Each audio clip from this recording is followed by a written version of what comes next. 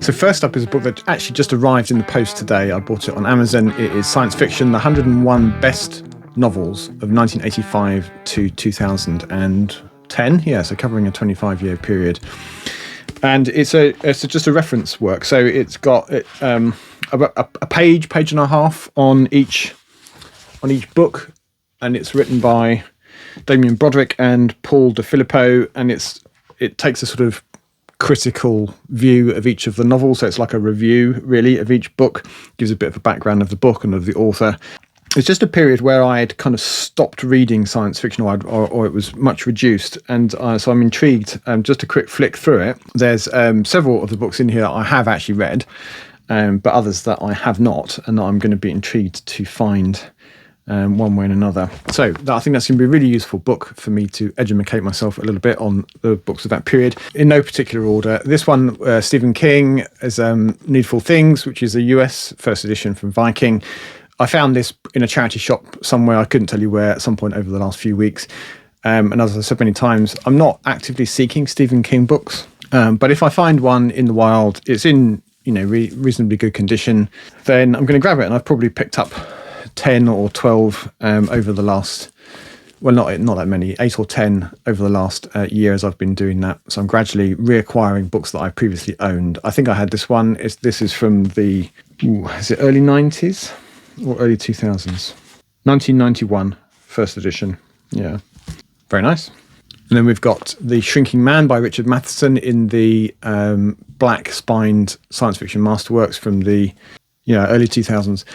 So it's very good. I haven't read that one. I've read I Am Legend, but I haven't read this one. And then I added, at some point over the last few weeks, I ordered it online. It arrived in the post. Another Pan lozenge, taking my total to something like 65. I think about 15 or 16 left to get. There are 80 in total.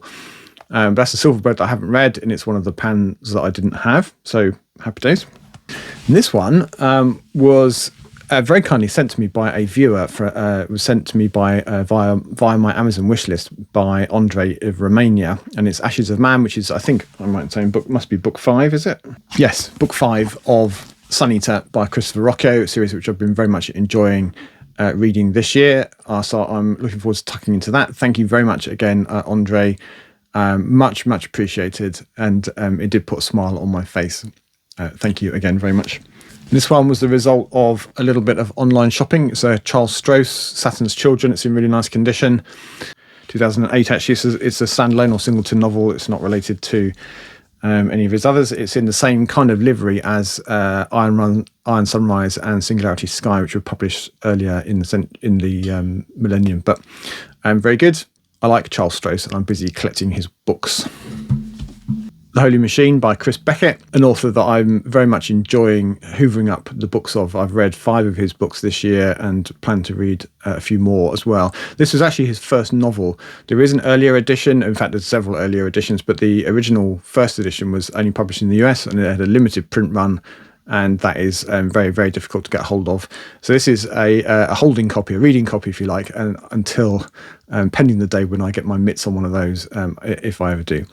So that is about a wave of religious fundamentalism has swept away the nations of the 21st century, and there are sex robots. Sex robots and religious fundamentalism, that's a good combination, isn't it? Yesterday, I popped to the Oxfam bookshop in Woodley, where I often go, and there wasn't a lot there, but I got to get a couple of things, amongst them Lewis McMaster Bujold's The Vor Game, which is the, 5th or so of the Ujima Flip, the Vorkosigan books. I've only read the first one, Shards of Honor, which is more about his mother than about Miles Vorkosigan.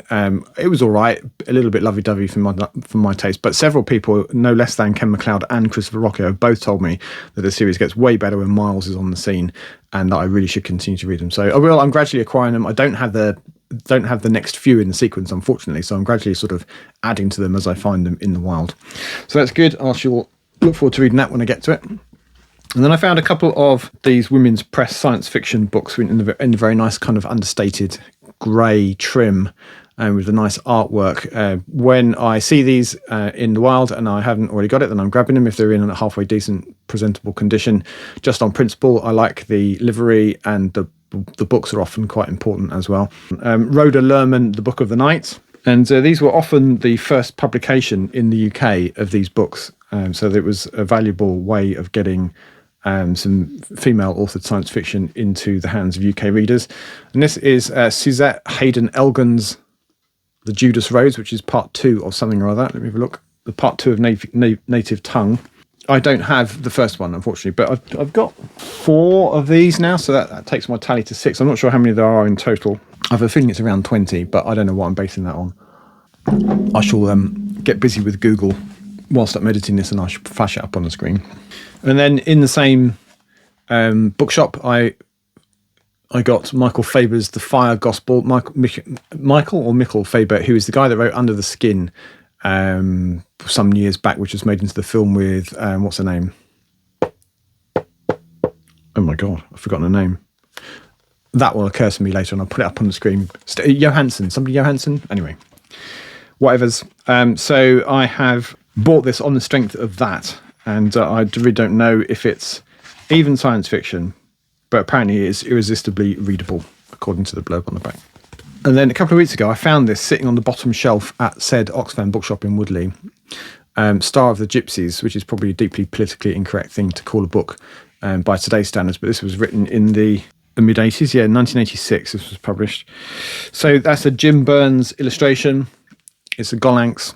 It's a UK first edition, and very nice it is too, and it was just sat there on the shelf. Tiny little bit spine faded, but really not appreciably so. And I paid like $2.49 for it. Happy days. So in this future, more than 1,000 years in the future, we've spread all over the galaxy, and the Romani people have finally come into their own. It's proved that they possess, to a unique degree, the particular sensitivities required to pilot starships through the hazardous depths of interstellar space. So they've kind of got the monopoly on that business, a bit like the Guild in June. Star of the Gypsies by Mr. Robert Silverberg. Nice. And then yesterday, I was jumping around all over the place time-wise here, but it doesn't really matter. I found in another Oxfam Watchmen by Alan Moore and the other guy, Dave Gibbons, who did most of the drawing, I think.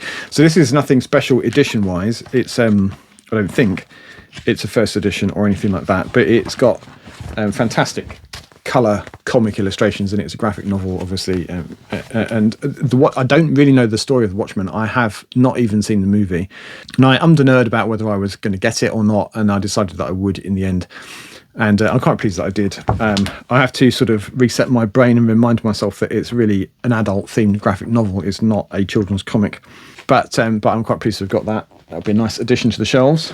And I've been going on a little bit of a Stephen Baxter mission recently, and I picked up Voyage on the interweb, which is the first, I think I'm right in saying, the first of his so-called NASA trilogy. So this is a sort of alternate history. This is what if different decisions were taken during the space race, and instead of going to the moon and kind of giving up after a few years, we went to Mars instead. So there's things like there was a nuclear rocket being developed, and it was cancelled, but what if it wasn't cancelled? And so can they get to Mars or not? And that is from the mid-90s, 1996, first edition in the HarperCollins.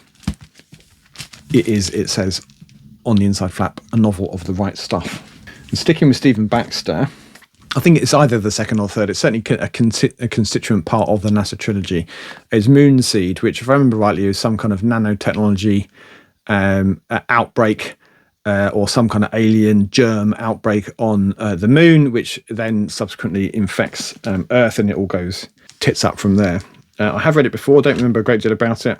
It was in slightly damaged condition, the jacket, unfortunately, but I've put a Nugent Flipper cover on it. Anyway, just to keep it nice. And then this is a pretty much not brand new. He's got a new one coming out later this year, but this is a singleton novel which was published last year, maybe year before, perhaps. Yeah, last year. Stephen Baxter's an author whose work I've enjoyed sporadically over the years. I read quite a lot of his earlier stuff. I haven't read the Zealey books yet, although I plan to. I've read the Destiny's Children books, and I've read a couple of others, but I haven't read this one, and that's a pretty new one, so that's nice. It's in perfect condition. It's a new book. I paid new book money. It's actually pretty cheap. It was reduced. It was £13 something for a hardback. It's pretty good value, I think.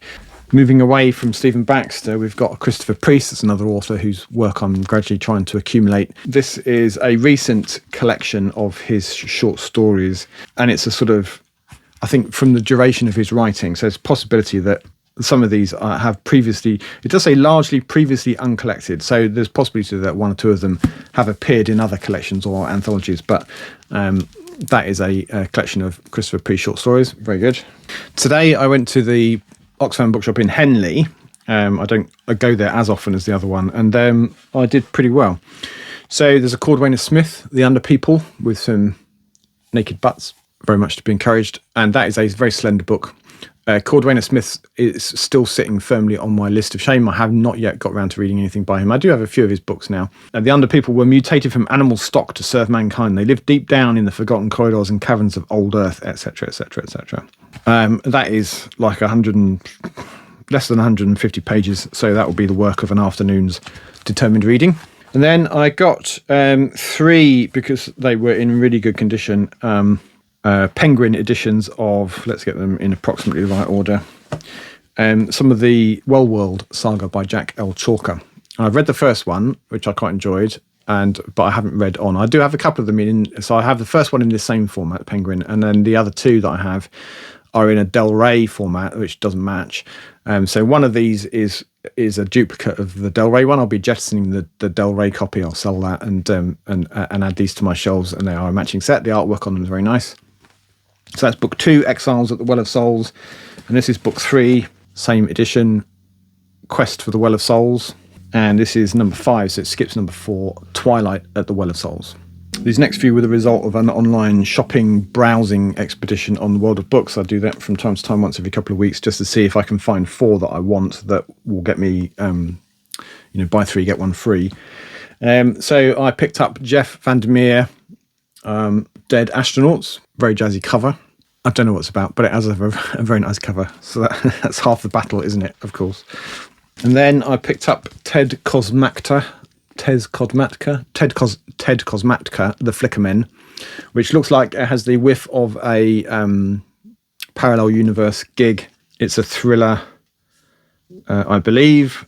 And then another Stephen Baxter, this time it's short stories, Traces. It's the same era as that Voyage cover. I like this artwork, 1998, and it's a collection of his short stories. Not read any of his short stories, actually. And then I found a Peter Hamilton book that I was surprised to find I didn't already have. I did have a paperback of it, so I'm getting rid of that now, but I thought I had it in hardback, but I don't. Well, I do now. So that is A Second Chance at Eden, which is in the, I think is, have I got this right? Is it in the same? Yes. So these are short stories / novellas. So 1 novella and 6 short stories set in the same universe as the Night's Dawn trilogy, which is a set of books I very much enjoyed. So that would be good to read those as well. I've never read those. I have read Night's Dawn a few times, despite its considerable girth. Douglas Adams, So Long and Thanks for All the Fish, in hardback. It's the first edition from back in the early 80s. Let's see, 84. Yeah, I did have this in paperback, so that can go as well. It's nice to find the hardback. It's in okay condition. The cover's a little bit kind of mottled, but I'll put a sleeve on it. It'll be fine. And then sticking with Douglas Adams, I found The Salmon of Doubt, which is a sort of motley collection of short stories, an unfinished novel. There's a sort of the start of a Dirk Gently. It's basically his collected writings from the time when he sadly died, and I think it's got a bit of Dirk Gently. It's got some short stories, 1 or 2 of which are set in the Hitchhiker's Guide universe, and it's got some essays and some other musings of Douglas Adams in it, as far as I can tell. That's another one that I did have in paperback, so it's good to get a nice hardback edition. And then I found 2 William Gibsons, one of which I'd never heard of, Spook Country, which as far as I can tell is not science fiction. It's like a spy thriller. Maybe there are science fiction elements to it, but it doesn't look like it from the way that it's described on the cover. But it'll have Gibson's trademark kind of snappy style, a bit of. I'm hesitating there because I just found a Eurostar ticket. I don't know when that's from. Well, it's going from London Waterloo, and it hasn't gone from Waterloo for a number of years, so that must be a good 10 years old. I keep the things that I find in them, the insertions, the bits and pieces, I keep them in a little pile. Sometimes they're bookmarks, sometimes it's someone's shopping list. They're not terribly interesting, but it's curiosity, and I'm keeping them. Yeah, so I have his trademark kind of snappy prose, and I'm sure there's a bit of an element of noir in there as well, judging by the cover. It looks good. So I would look forward to reading that. I like a good spy thriller. I haven't read very many of those recently since I've been focusing on science fiction. But back to science fiction this time is The Peripheral, which has been a TV series recently, which I quite liked. I do have this in paperback, so that I'm going to be passing on. But good to have it in hardback. And then in the same visit, I found 3 Ian Banks books, no M, so not science fiction. Although in one case, you could argue that it is. So we've got Dead Air, which I've read many years ago. That's from the early 2000s, I think. Yeah, 2002. Don't remember much about it. I have read it. And then there's The Quarry, which I think was one of the last books that he wrote before sadly passing away. Again, I've read it, don't remember much about it. And then the book of Ian, that's in the UK anyway, was published as Ian Banks with no M. In the US was published as Ian M. Banks because it does have science fiction overtones. It's not a culture book, it's not kind of space opera or anything like that, but it does have science fiction-y elements. And I think the use of the M was entirely justified in this case. But in the UK, it was not considered to be science fiction-y enough to warrant the M, and it went without. I actually already have a hardback copy of this, but it's got a massive dent in the boards where it's been dropped on something. So the dust jacket on that copy is damaged, and as is the book itself, the boards, the cover of the book is damaged. So I'll consider that to be a somewhat unjustified upgrade, but I shall pass on the other copy. Still in the same Oxfam. And quite a lot of these books were found in the cupboard out the back where they do all of the book sorting. Normally when I go in, there's a guy that works in there on a Saturday that I've chatted to a few times, and he doesn't mind if I have a route around the stuff that they haven't yet put on the shelves because they haven't got any room. And quite often there's nothing in there particularly, but today there were a bunch of things waiting to go out on the shelves. So what do we have? We have another Stephen King, Dreamcatcher this time. Same logic, I'll pick them up when I find them. The earlier books, even the sort of mid-period books are few and far between these days, but you can quite often find ones from the 90s and the 2000s. I think this was the first book that he published after his car accident when someone hit him, sideswiped him by the side of the road and left him for dead. It was from 2001. I'm pretty sure this is the book that he wrote, and it wasn't universally liked. And then yet another book that I actually already had in paperback, but I've upgraded to a hardback, is Babel by R.F. Kuang, which came out to much acclaim a couple of years ago. I haven't read it yet. I'm keen to read it. It's about a translation department in a fictional Oxford University, sort of vibes of Philip Pullman's Oxford. It's like Oxford, but a bit different. I hear really good things about it. I'd like to read it. And then a week or two back, I went to my usual Oxfam bookshop in Woodley, and they had a bumper selection, and I took my camera along for some shelf browsing footage. So I'll show you the shelf browsing footage now. I will put it in as a chapter in the doodah at the bottom, so if you want to skip it, you can easily do that just using you can scroll across. But if you appreciate a bit of shelf browsing footage, then let's do that now, and I'll see you in a minute. Right, let's see what we've got.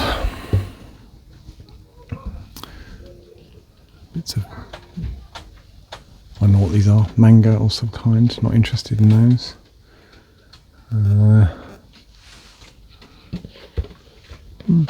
Maybe. I think I have Ogre, I'll check just in case. So I expect I have, I probably don't have all of those actually, but I'd rather have the individual novels, so I'm not going to get that. I'm not sure what those are, shall I have a look?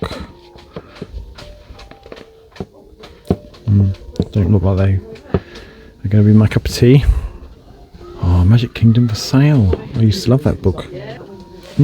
Eric Brown. Oh, I shall have a look at that. I have all those banks. Ooh, I do not have that book. I think I would like it very much. Now I'm missing the second, or is it the first? I'm missing the first Prophecy, but I want them in a different edition. I want them in the original paperback edition, not this one, which is a later one, so that's no good to me. No, I don't. What's that?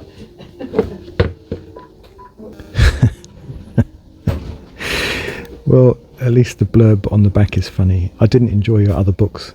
This one was no exception. Ex-Herbalist's Mother. Short story collection. I don't know if it's like self-published or something. I don't know. I'll have a look. I don't know what that is. I shall have a look. I'm not interested in Robotech, but look, what's this? See, I have I think it's that one, which is the third one of the Numenon trilogy. But I don't have the first two, so that's awesome. I'll get those two. I don't know if they're any good or not, but I certainly can't read them if I don't have the first two, so we'll give them a go at least. I'm pretty sure I have a copy of Lathe of Heaven, but if I haven't, I shall grab that too. Not interested in historical fiction currently, or Dean Koontz. I have a copy of that, I think, in a UK edition. I don't need that. Now, I'm going to check. I might not have that. If I don't, I'm going to be very happy, because I'd like to get that. I don't need those two, as I already have. I'm not collecting. He was for a while. I was collecting that edition as well, but they're no longer the case. I don't think I have either of those, so I should get that. I think that wasn't very good. I got it in hardback actually. Pretty sure I have that in hardback, but I shall check. I think I have the Wild Shore, but that's a nice copy of the Gold Coast, and it's in great condition. It's a bit of sticker residue, but that'll come off. Let's see what there is down here. Hey, how are you? I'm fine, thanks. How are you doing? Yes, I'm good, thank you. You all ready to go? Yes, it seems like a long time. I have a copy of that. Not interested in another one. I don't really want any of these. Don't think I should check those just in case, but I think that's everything. Right, let me have a closer look. Right, in approximately the order in which they appeared in that video, we've got Eric Brown, Kings of Eternity. Eric Brown's an author that I'm taking the opportunity to pick up whenever I see them, almost regardless of condition. This is in very nice condition. It's a Solaris, which is, I don't think it's that long ago. Let's see. Yeah, 2011. I don't believe there was a hardback edition for this. This is very probably a first edition. There might have been a trade paperback copy that came out first. But anyway, yeah, Eric Brown, supposedly a very nice guy, very prolific, kind of a jobbing author, wrote for a living and put out a lot of books, some science fiction and some not. But I'm obviously primarily collecting him for his science fiction. I haven't actually read any yet, so I need to fix that pretty quickly.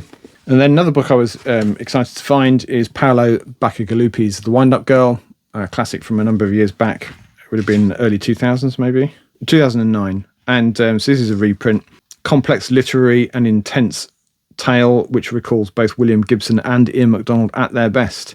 You know, those are both authors that I like and appreciate. So I'm looking forward to reading that. And then there's an author that I don't think I'd ever heard of, who I was pleased to find, and I bought it on the basis of the endorsements on the back. So David Brin saying Linda Nagata is at the vanguard of a new and brilliant generation, blah, blah, blah, blah, blah, combining hard science with stirring adventure. And Jack McDevitt says superb ultra high-tech adventure. Sounds like it's right up my street. And then Will McCarthy, one of the most satisfying SF novels of the decade. And then Greg Bear says highly recommended. So that's, you know, that's a pretty good list of endorsements. This is it's one of several books set in the same universe. And this and actually this book too, The Deception Well, form a sort of diptych. They can be read standalone, but these two books go together, I think. This other one is a US Bantam edition by the look of it. I believe this one appears in that 101 best science fiction novels of 1985 to 2010, so it's got something going for it.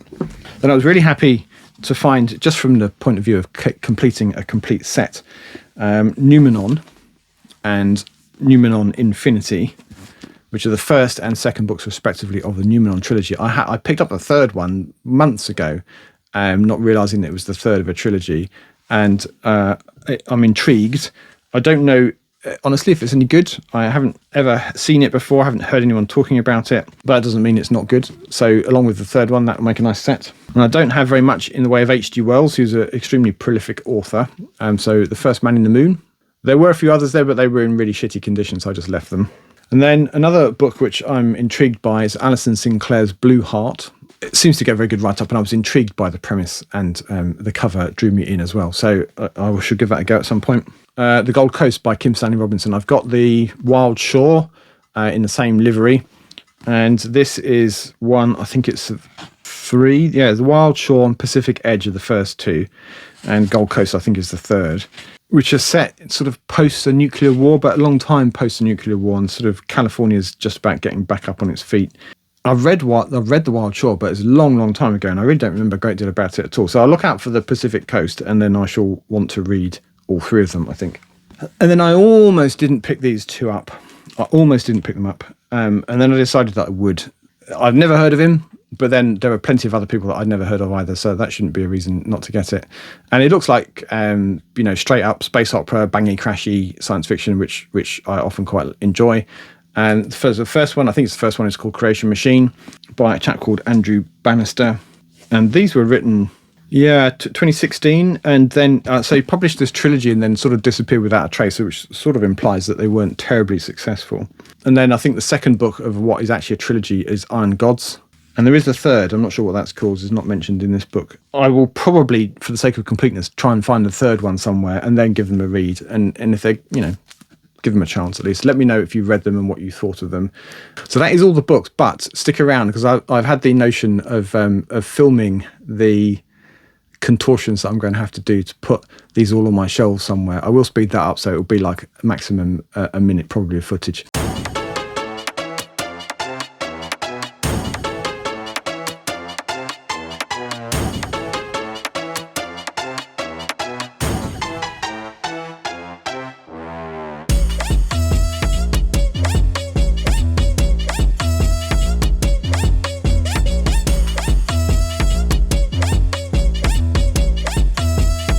All right, I hope you enjoyed that. Thank you for watching, and until next time, goodbye for now.